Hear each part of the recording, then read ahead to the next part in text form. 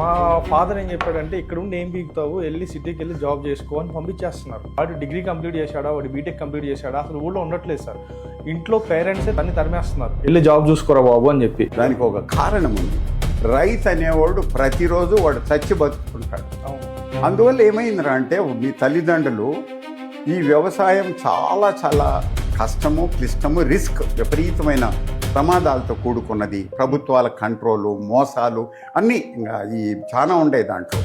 దౌర్భాగ్య పరిస్థితికి కారణాలు ఎవరంటే కేవలం పాలకులు, అంటే ప్రభుత్వ విధానాలు.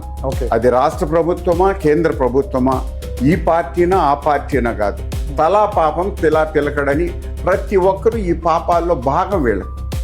పిల్లల్నిచ్చే ముందు మీ అబ్బాయి ఉద్యోగం చేస్తున్నాడా లేదా అని అడుగుతున్నారు, కానీ వాళ్ళు రైతు అని అడిగితే వెంటనే వెనక్కి వెళ్ళిపోతున్నారు. రైతు అనేవాడు మాత్రం నిరంతరము వాడికి నరకం.